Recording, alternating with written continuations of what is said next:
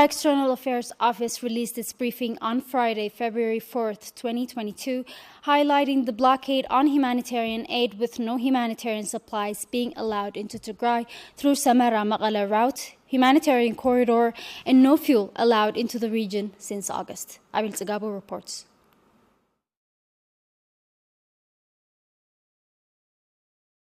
Tigray External Affairs Office released its weekly briefing on Friday, saying the quantity of medication brought humanitarian air services in the past week are so small that it won't make a dent in Tigray's catastrophic medical emergency. The briefing also emphasized that no aid trucks have entered Tigray since December. The brief shows since mid-October, 537,000 Tigrayans have been assisted. However, at least 887,000 people need to be assisted on average per week, so as to reach the over 5 million people in dire need of emergency assistance within a 5-week distribution cycle. The office also said that a recent report based on data collection by non-governmental organizations in collaboration with the Regional Health Bureau established that 5,421 people perished as a result of lack of medicines and food. These figures, while alarming in their own right, underestimated the true magnitude of the crisis. The statement has also said out of the more than 5.2 million people in Tigray that need some form of humanitarian assistance, 3.9 million need health assistance. The statement said out of the 4,300 children screened for malnutrition, 1,023.7% were identified with a global acute malnutrition, which is alarmingly higher than the global threshold of 15%. 182 children, 4.2% were diagnosed with SAM, which is alarmingly higher than the global threshold of 2%. The statement also said that since August 2, no fuel tankers has been allowed to enter Tigray, except for 2 tankers belonging to the World Food Programme. Currently, there are 4 tankers in Samara awaiting approval from the authoritarian in Addis. The severe shortage of fuel has affected water tracking service, which in turn has had a devastating impact on internally displaced persons. 480,000 IDPs in 131 sites require 295 trips of water tracking every day, consuming 1,990 liters of fuel. However, owing to the severe shortage of fuel, partners are able to meet less than 19% of water needs in IDP sites.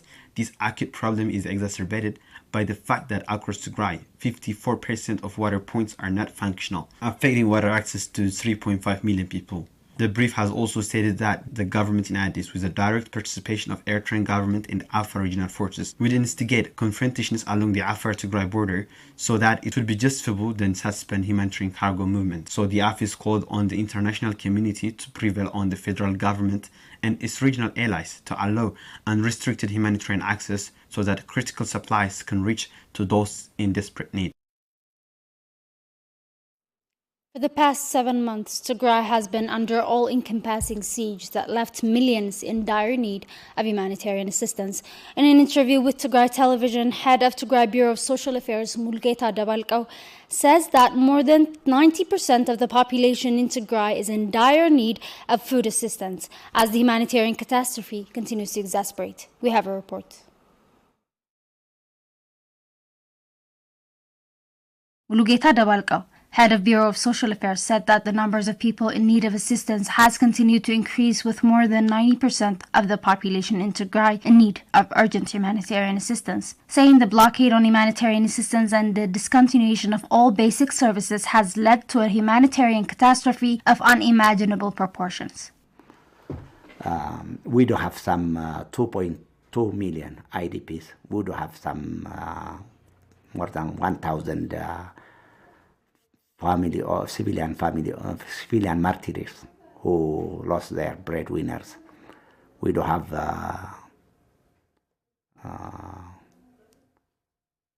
many war victims. We do have gender-based violence survivors. So at household level, we do have some more than 1 million households who need direct support or immediate humanitarian assistance. I mean, in terms of family size, this 1 million household, more than 100 household, could be more than 6.5 million. So more than 90% of the population of Tigray is in need of humanitarian assistance. These 1 million people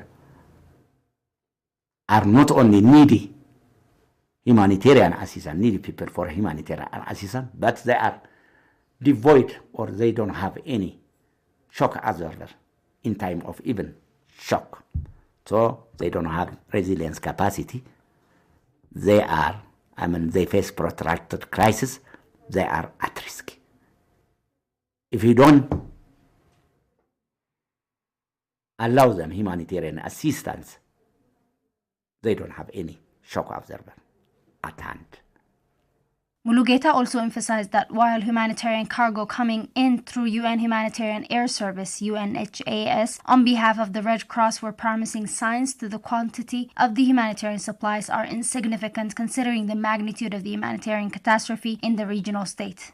But last week there was an airplane, cargo movement with a cargo flight, with very few medical supplies.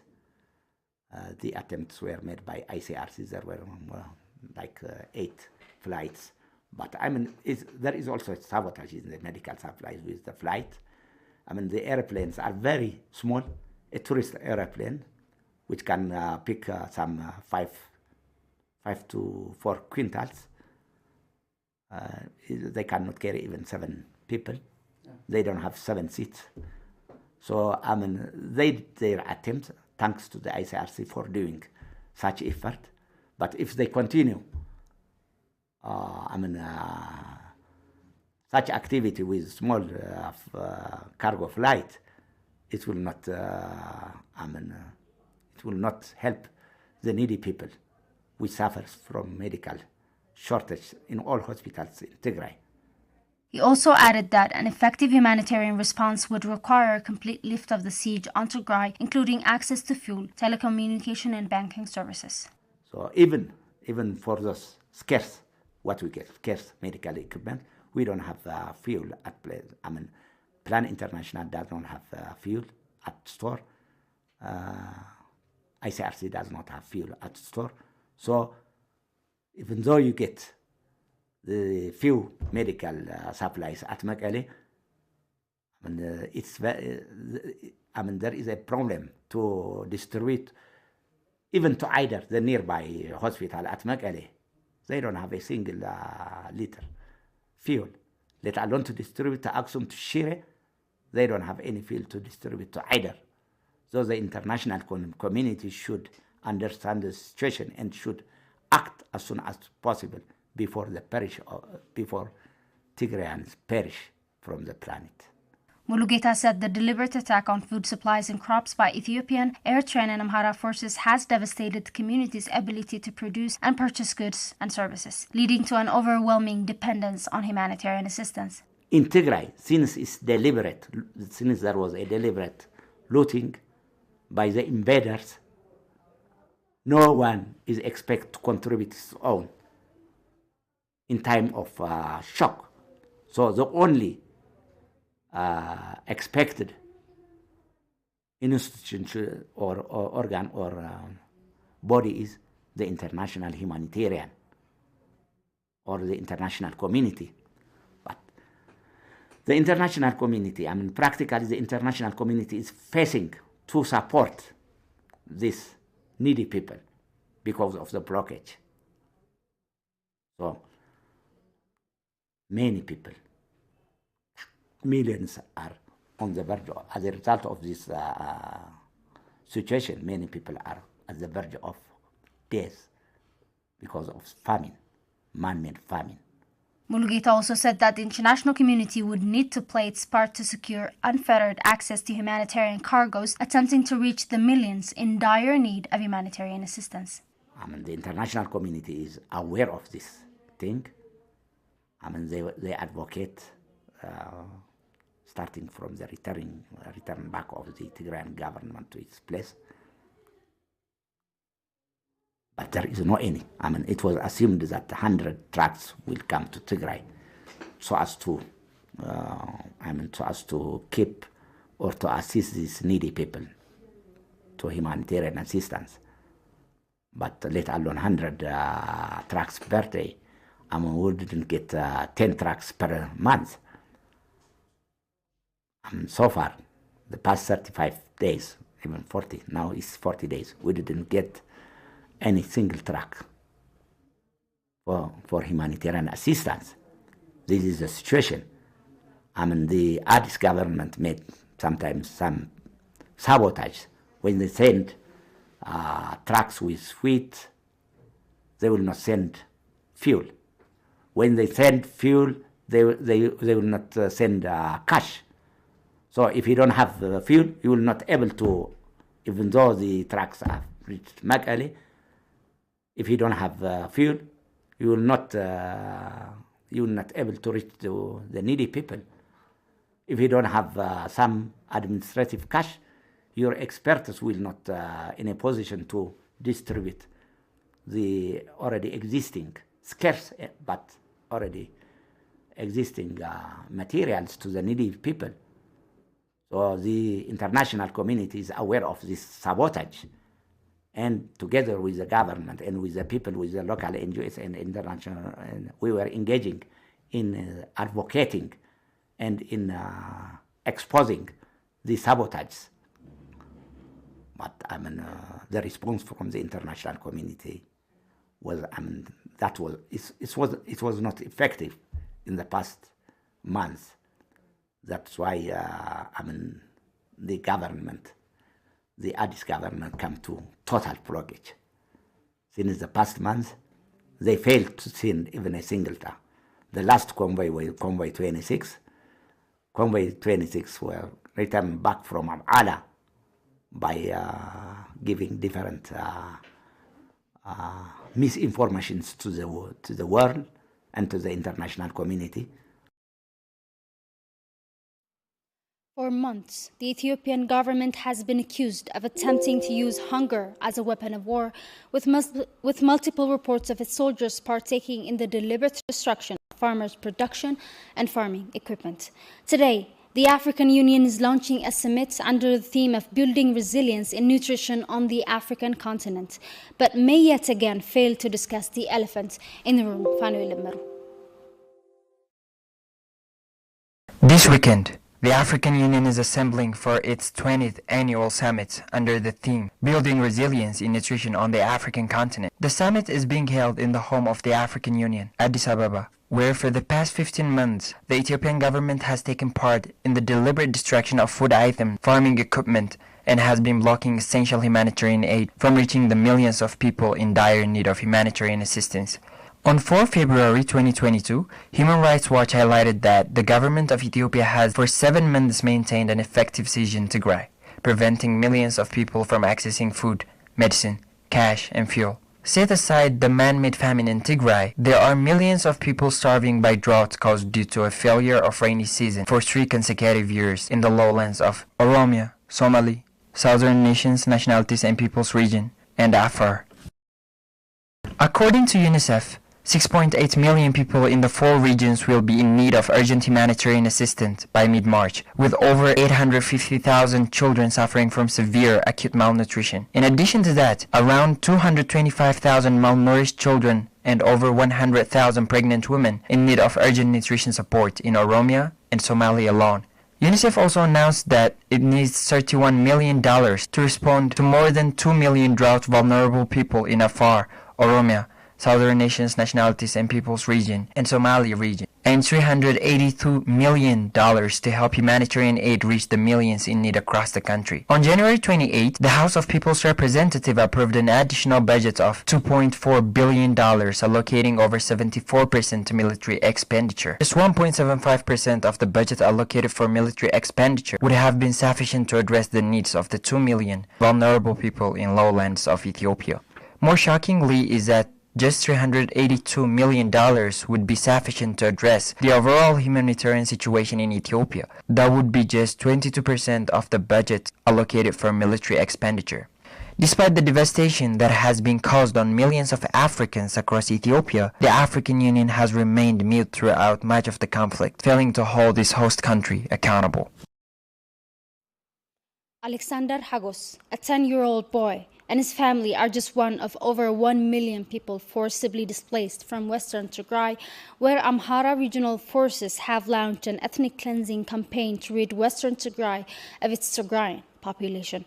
But more horror would follow once him and his family made the difficult journey to northwestern Tigray. Abraha Gabret has more. Alexander Hagus was born and raised in Humora, Western Tigray. Alexander and his family are just one of over 1 million people forcibly displaced from Western Tigray, where Amhara regional forces have launched an ethnic cleansing campaign to rid Western Tigray of its Tigrayan population. Alexander's mother and his 2 sisters would seek shelter in Dedebit, northwestern Tigray, leaving behind Alexander's father and brother, both held captive by Amhara forces in Humora. But on January 7, 2022, the Ethiopian government would launch one of its deadliest attacks on civilians, targeting the IDP camp where Alexander and his family were sheltered. His mother and sisters would die immediately, leaving 10-year-old Alexander without a guardian.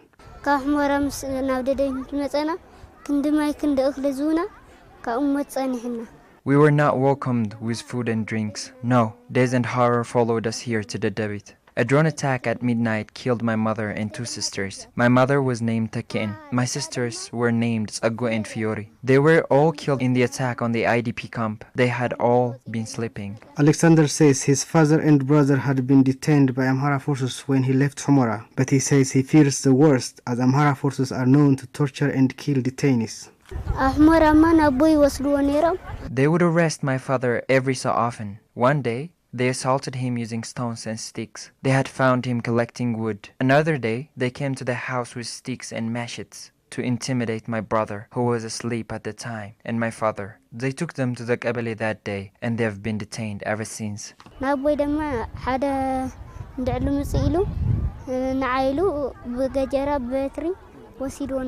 Alexander is now one of thousands of children left without a guardian. The blockade on humanitarian assistance has meant that those sheltered at the camp are not able to receive adequate humanitarian assistance, and the communications blackout has meant that there is no way for families to find one another.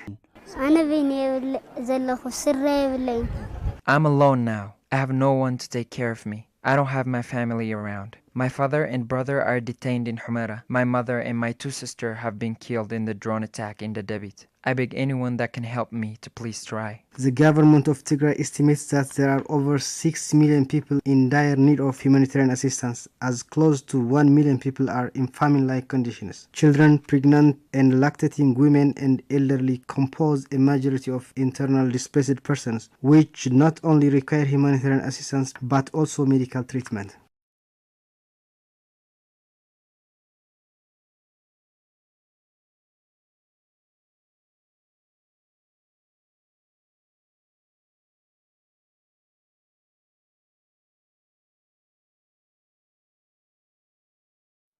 In addition to our satellite television, you can also follow us on our social media platforms, Facebook and YouTube.